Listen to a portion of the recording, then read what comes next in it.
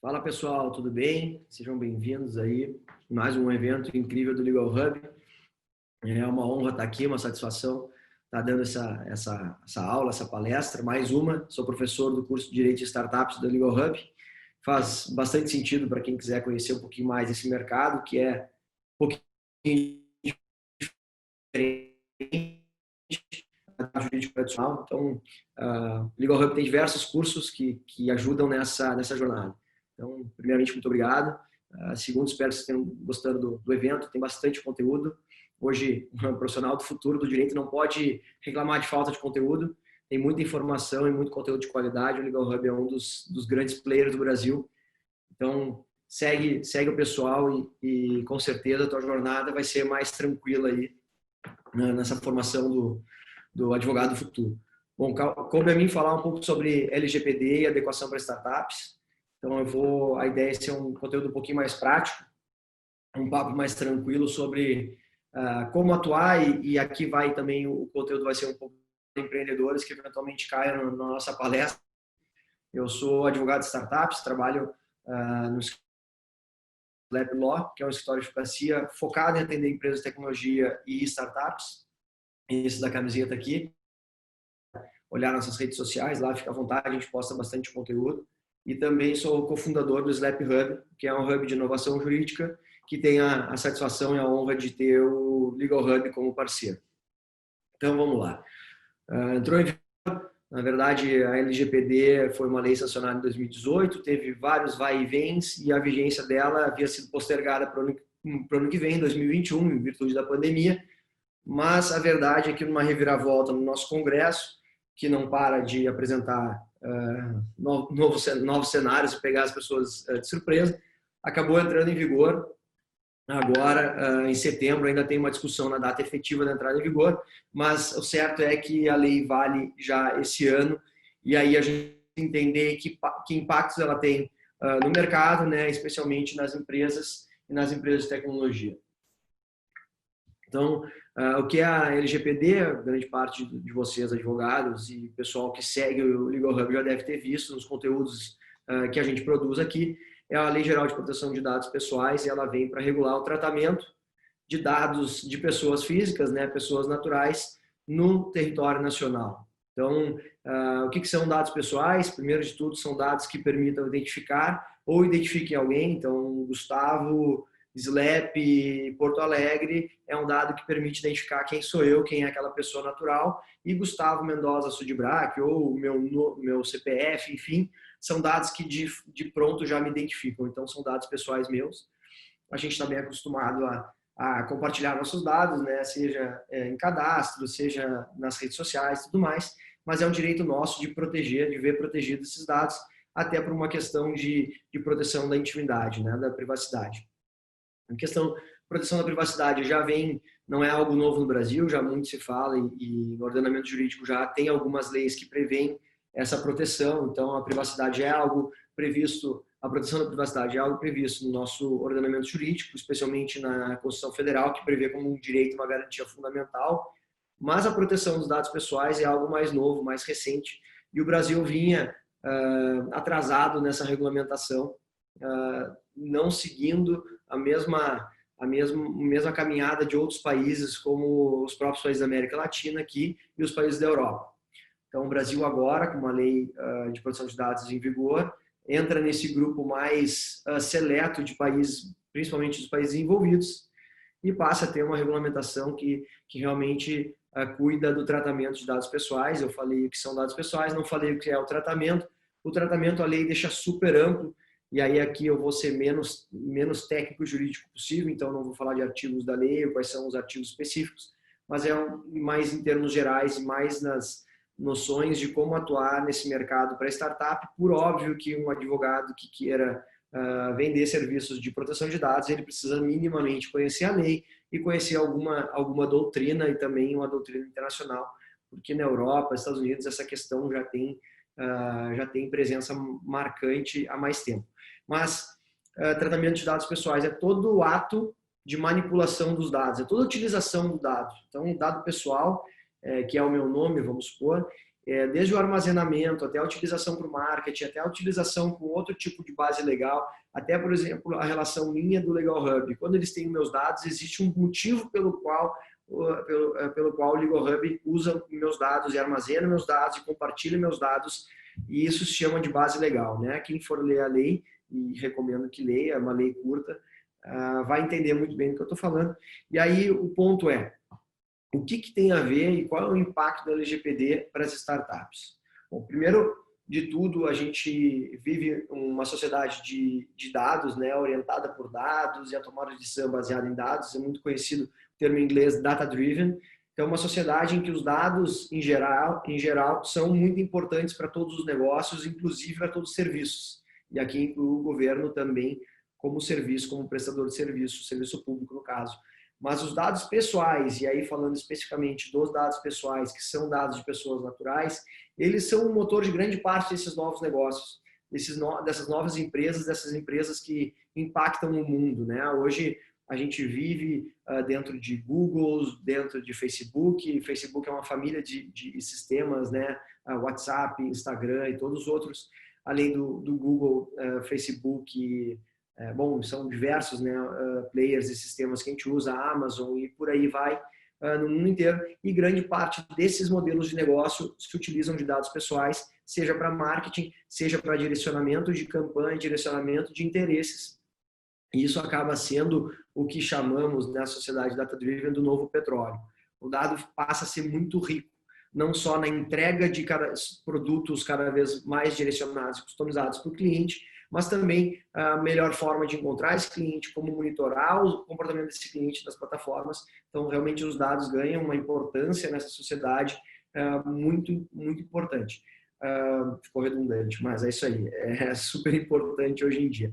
A lei não, um ponto legal de comentar, a lei não vale só para dados digitais, então dados pessoais offline, ou seja, em papel, também são protegidos pela lei. Isso é importante ter essa noção, porque a gente acaba pensando só em dados digitalizados, mas dados em papel também fazem sentido que sejam protegidos. Então, esse é o escopo de proteção da lei. Todo e qualquer dado pessoal de brasileiros ou captados e tratados no Brasil tem a proteção da lei.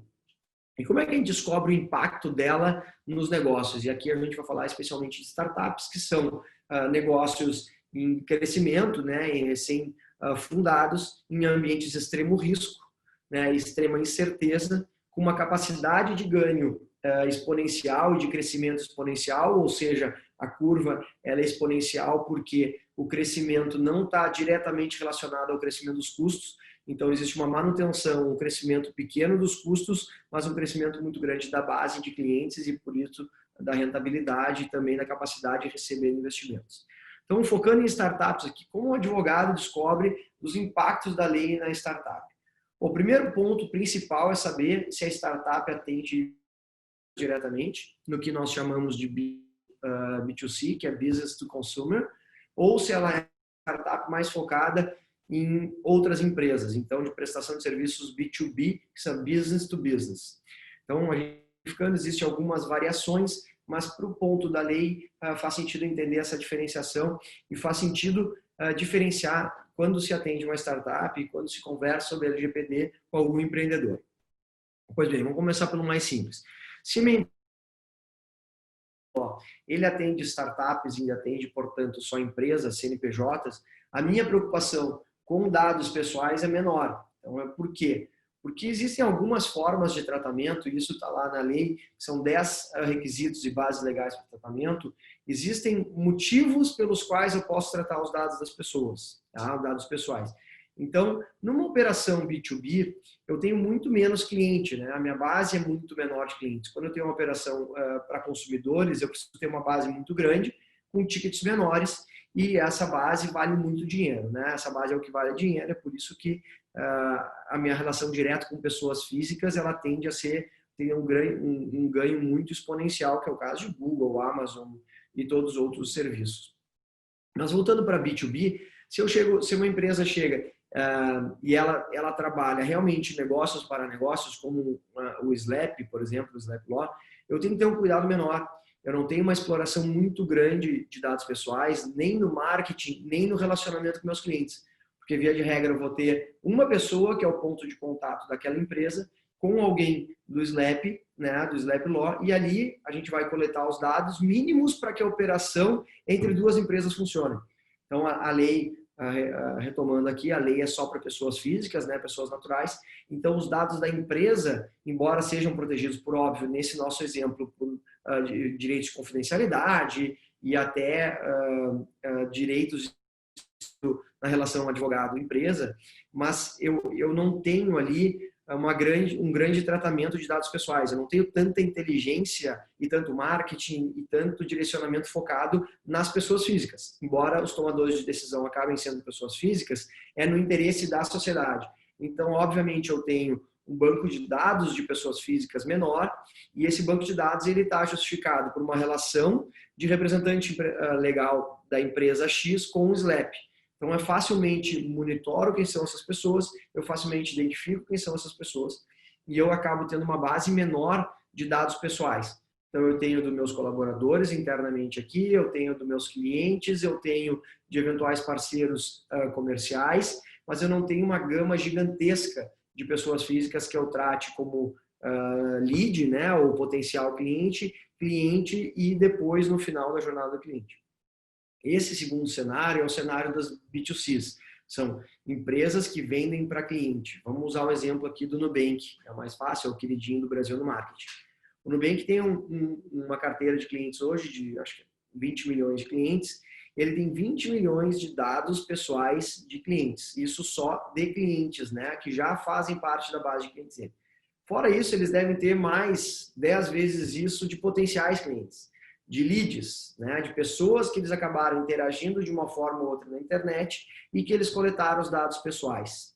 Então, se a gente fosse atender uma startup que é uma conta digital, assim como uma Nubank, a gente sabe que ele vai tentar tratar muito dado pessoal, ele vai tentar coletar muito dado pessoal na internet, ele vai jogar para dentro do marketing dele, esse marketing vai fazer contato com esse cliente, então tem que ver os motivos e os consentimentos, né, se há o consentimento, que é uma base legal para o marketing, basicamente.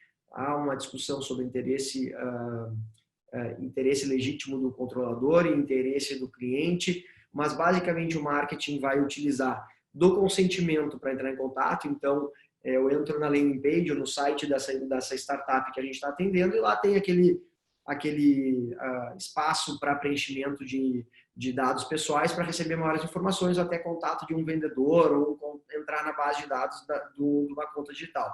Obviamente, esse banco de dados que recebe um consentimento, ele tem que também deixar disponível uma política de privacidade explicando como esses dados vão ser tratados, qual é a forma de ter acesso a esses dados, pedir o esquecimento, enfim, tem toda uma política de dados que vai ter que ser elaborada, porque eu trato diretamente no meu marketing, nesse exemplo, com dados pessoais.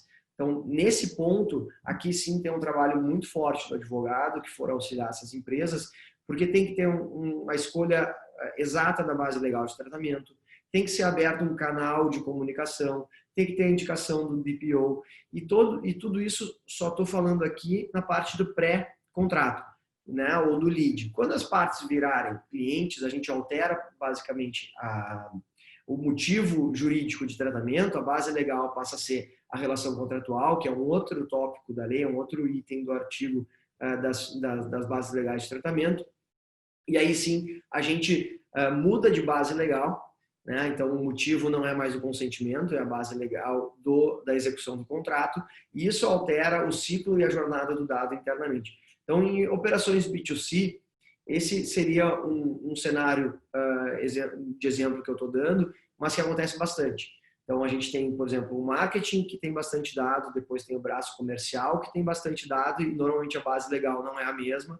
Depois a gente tem toda uma parcela dos colaboradores internos da empresa que também tem dados pessoais e a gente tem que cuidar, parceiros de negócio também que têm dados pessoais. Então, quando a operação for B2C, né, que é negócios para clientes finais, a gente tem que ter uma preocupação maior. O empreendedor tem que ter um cuidado maior e uma análise mais pormenorizada da legislação. Então, se for o caso, B2C, o que eu faço primeiro? E aqui eu estou sendo super prático, né, e super resumido, estou explicando resumidamente o que a gente faria, porque também o tempo é curto aqui na palestra e a gente tem muitos outros conteúdos para explorar. Mas esse é só uma pontinha do iceberg, talvez um primeiro contato com vocês fique mais fácil de identificar e até de identificar um caminho a ser explorado como profissão.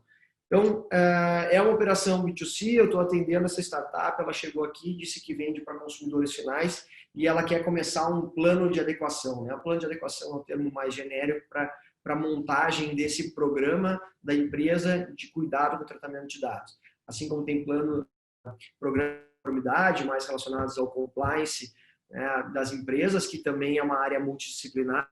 O programa de adequação envolve claramente o jurídico, envolve um pedaço do compliance, em empresas maiores, mais estruturadas, mas envolve o pessoal do marketing, o pessoal da informática, né, o pessoal de TI e a alta direção. Então, o programa de adequação ele precisa ter essa multidisciplinariedade, até porque as áreas que são envolvidas na proteção de dados, normalmente nessas empresas, são todas, na verdade, todas estão envolvidas, porque todo o negócio gira em cima de dados pessoais. Bom, o que a gente faz? Chegou o cliente no escritório, o que a primeira, eu já identifiquei que ele vende para cliente final, ele tem uma base de alguns clientes já, eles têm uma operação com alguns colaboradores e eles estão com um marketing super desenvolvido e com muitos dados de leads, né? Eles querem saber como fazer, como é que eles têm uma política de tratamento de dados. A primeira coisa que a gente faz nesses casos é fazer um mapeamento, né? Em inglês é o assessment, mas a gente pode chamar de data mapping, ou uma primeira avaliação, que é uma conversa com várias as áreas para entender aonde há a coleta dos dados, aonde há o armazenamento desses dados, quais são os usos realizados com aqueles dados, se há uma transferência desses dados para uma outra empresa, para uma empresa parceira, se há um compartilhamento com uma outra empresa, seja do mesmo grupo empresarial ou não. Então, todo um questionário para entender o que está sendo feito, que dados a gente coleta, o que está sendo feito com os dados, que áreas do negócio têm acesso aos dados, quem são as pessoas da empresa que têm acesso aos dados e quem tem a tomada de decisão baseada em dados. Né?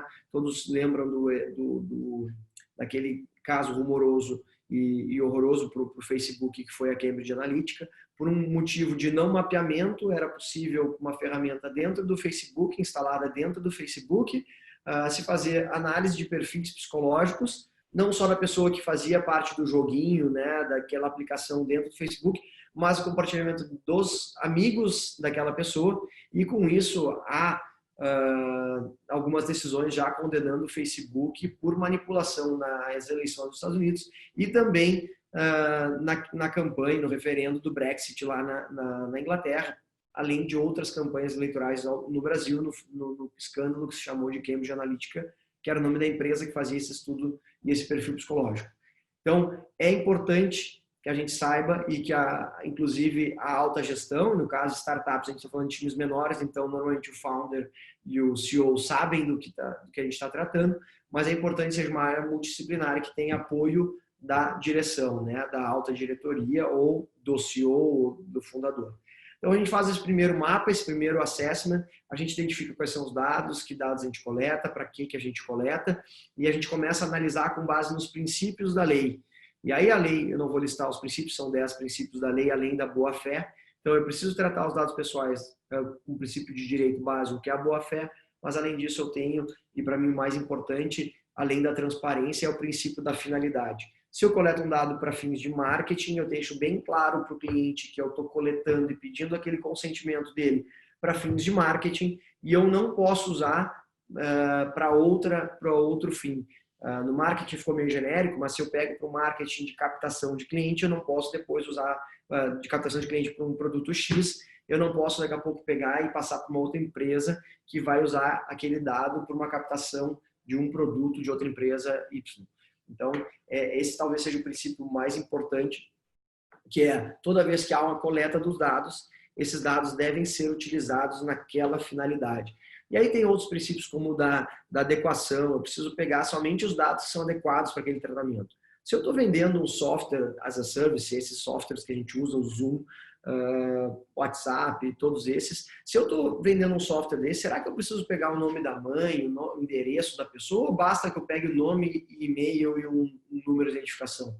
Então, esse é um princípio da lei também, de pegar o mínimo possível, só o adequado para o tratamento. Então, é isso que a gente vai fazer no primeiro momento, identificar quais são os dados, que finalidade aqueles dados estão sendo coletados, aonde eles são estocados, e aí, a partir dali, quando a gente tiver um relatório desses dados, a gente começa a fazer algumas separações. Bom, esses dados são de marketing, a base legal de tratamento é o consentimento, a pessoa consentiu em dar aqueles dados. Aqui são os dados de clientes efetivos, aqui eles têm uma base legal de execução de contrato, ou seja, é uma base legal mais forte, porque o cliente tem interesse que eu trate os dados dele. Afinal de contas, ele é meu cliente, ele pediu, ou ele consentiu, ou ele quis ser meu cliente, a gente tem uma relação contratual e, portanto, eu tenho uma base jurídica muito forte para tratar aqueles dados pessoais. Então, a gente faz essa separação de bases legais, começa a entender que dados eu posso não coletar mais, que dados eu preciso coletar que eu não estou coletando. Então, o que faz sentido eu pedir consentimento, o que não faz, o que é cliente que pode, já não tem mais uma relação efetiva comigo, mas ele deu consentimento lá atrás, então ele volta a ficar na base legal do consentimento. Toda essa separação, que vem do inglês também, no mercado de startups e do direito digital e LGPD, a gente tem bastante termo em inglês, mas seria a clusterização, então uma separação das bases legais e dos dados pessoais. E aí, a partir daí, a gente começa já com um mapa e com uma visualização de todos os dados pessoais da empresa, a gente começa a ter uma noção do que se faz com os dados pessoais e o cuidado que a gente precisa ter. Nesse, talvez, o segundo momento, já com esse relatório, o que é legal é a gente entender as obrigações legais, então, da lei de tratamento, mas obrigações como eu preciso ter um canal de contato. Então, eu vou lá, vou criar um e-mail de contato com o meu cliente, e esse canal de contato eu vou indicar alguém da minha empresa para ser o encarregado de dados pessoais. A lei em vigor refere que todas as empresas que tratarem dados pessoais, especialmente que tiverem muito tratamento de dados, precisa ter alguém na empresa que responda perante a autoridade toda vez que houver uma comunicação, um pedido de explicações. Então, a empresa que tiver um tratamento mais forte de dados pessoais vai ser obrigada a ter um encarregado de dados, é a figura que a lei traz, é o DPO no GDPR, que é o regulamento europeu. Então, essa pessoa vai ter que saber o que se faz com os dados, vai ser responsável pelo tratamento, vai ser responsável, em última análise, por cuidar da forma que é feito o tratamento e de acompanhar esses dados pessoais, além dos pedidos dos titulares. E aí é um ponto que nós já vamos chegar. Então, essa figura desse canal de comunicação, deixar isso exposto na política de privacidade externa, né? Se eu tenho um site, vai ser a política que está no meu site lá, antes de pedir um consentimento, eu vou ter que fazer com que a pessoa leia a política de privacidade. E eu tenho também a política de privacidade interna na empresa, então, que as pessoas têm noção e foram treinadas para entender o que a gente faz com dados pessoais, o que a gente não faz, quando a gente coleta, quando a gente não coleta, quando é caso de descarte. Então, tem todo esse treinamento. Então, a jornada, né, identifica ali, clusteriza, faz um treinamento interno para as pessoas sobre o tratamento e proteção de dados pessoais, cria esse canal de comunicação com a indicação do DPO, que é esse encarregado, que pode ser um advogado terceiro, e aí uma baita oportunidade para advogados que foquem nessa área. Existe uma demanda grande já para a função de DPO interno mesmo, pessoas contratadas na empresa para fazerem esse papel. Também tem a função de DPO as a Service, que pode ser indicado uma pessoa física para fazer esse trabalho, e aqui um mercado grande para advogados. E aí, depois da criação desse canal, a gente tem que ter, claro que o encarregado vai ter essa expertise, mas a gente precisa ter bem claro os direitos do usuário. O usuário, na lei, tem uma série de direitos, tanto relativos às finalidades e aos princípios da lei, quanto direitos de acesso aos dados, de correção dos dados, de pedir uma revisão quando as decisões forem automatizadas. Então, se eu peço um crédito para um banco digital e eu tenho crédito negado, eu posso pedir para eles os meus dados, os dados que eles têm meus, para entender por que eu acabei tendo uma decisão ruim, né, uma negativa de crédito, por exemplo. Então, eu peço que eles me mostrem os dados e eu posso pedir uma correção daqueles dados e submeter a uma nova análise deles. Então, esse é mais um direito, existem vários direitos, inclusive o pedido de cancelamento, que é para a pessoa não de apagamento, cancelamento, né, das informações. Então, eu posso pedir para a empresa que não guarde nenhum dado meu, de nenhuma forma. Então, esse também é um direito previsto na lei. E, claro, se existe, dependendo da base legal que eu tratei os dados, eu preciso guardar alguns dados.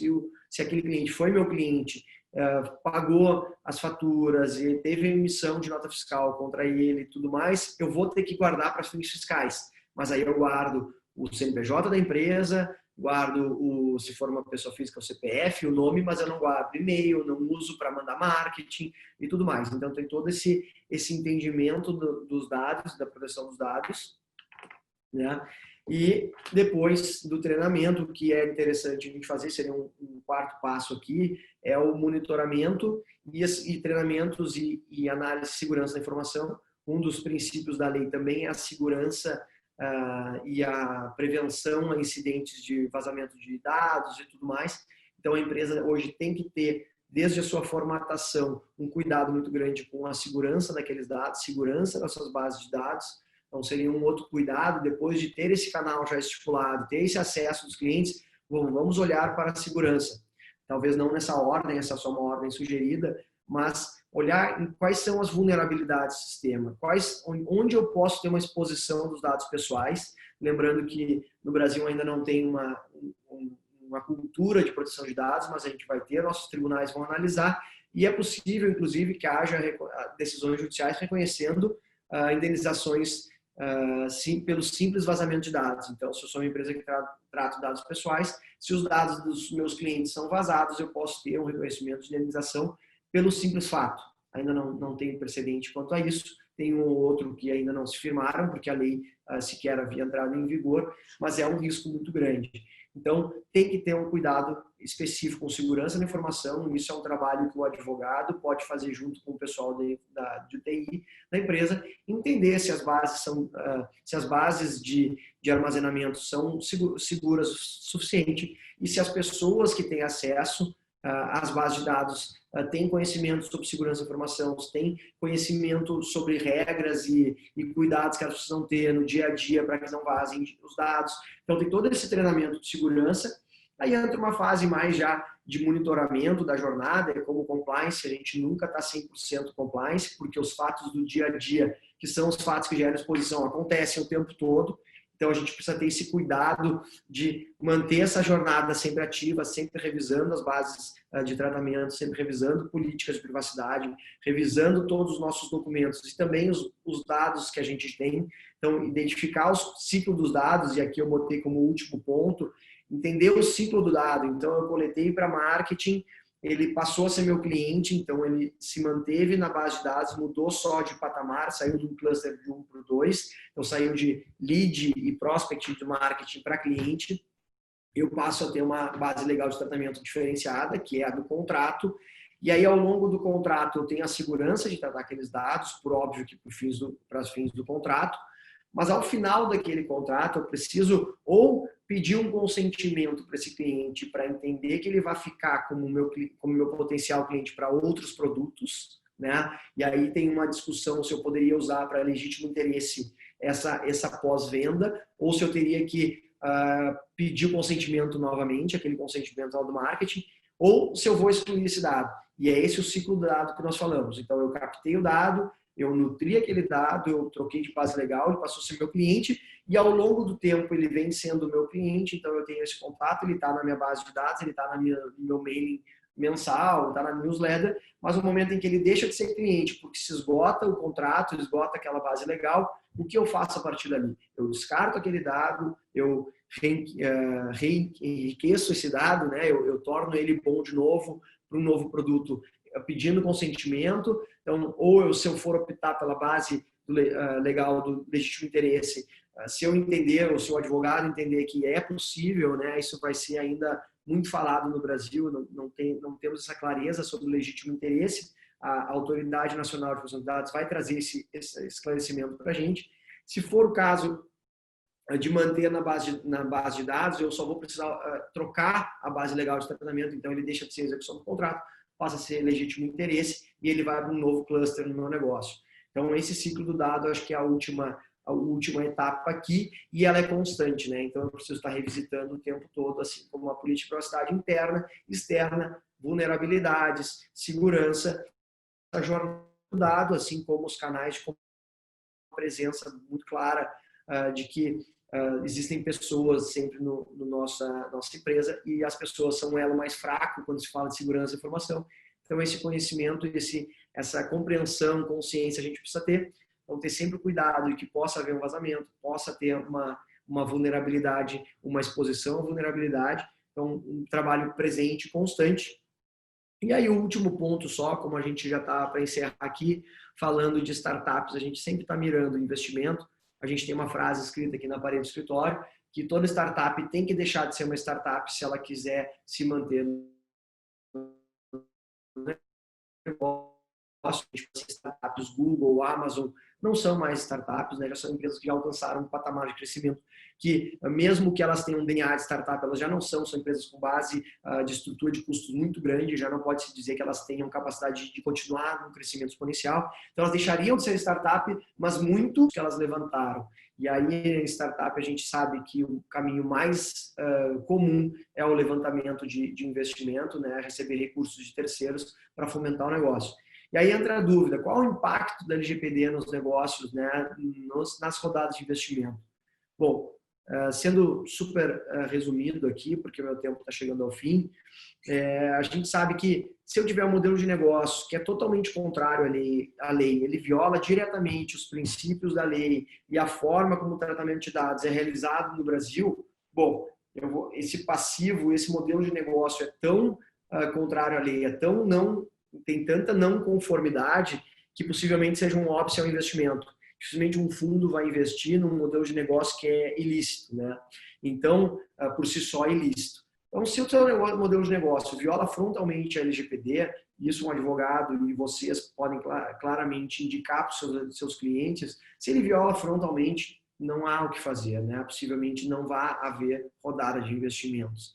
Mas, como a gente sabe, o investimento vem para arrumar casa, né? Vem para ajudar alguma não conformidade. Então, se eu tenho um modelo de negócio que viola ou não tem uma conformidade 100% com a LGPD, mas é possível desfazer com dinheiro, por exemplo, se está se criando um passivo que não é tão grande e com capital a gente recupera, bom, então aqui sim ainda tem um espaço para um investimento, mas a gente tem que ter um cuidado, porque se esse passivo for muito grande, o investidor ele trabalha com risco e oportunidade, né?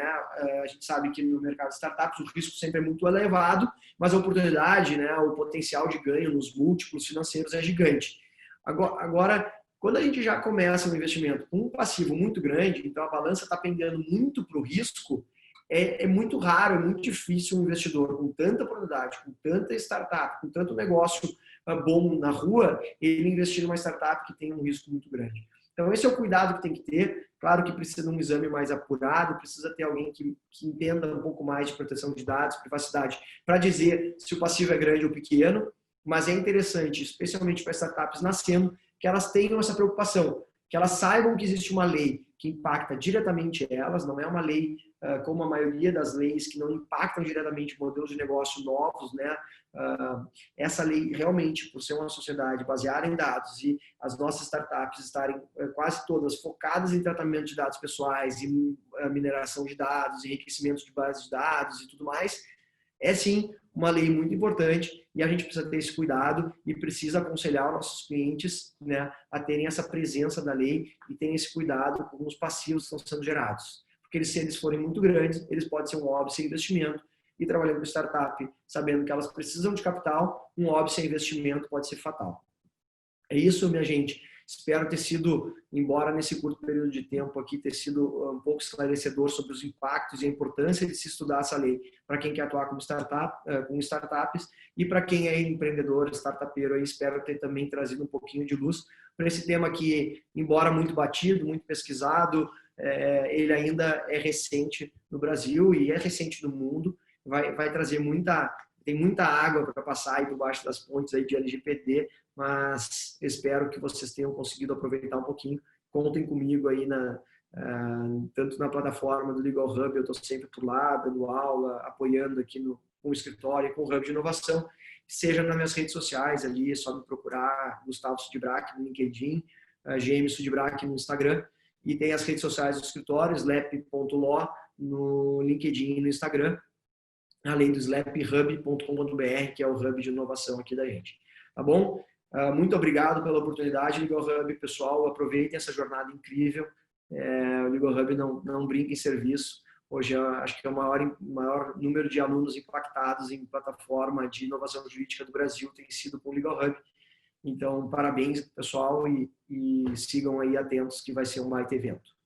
Valeu, um grande abraço, contem comigo.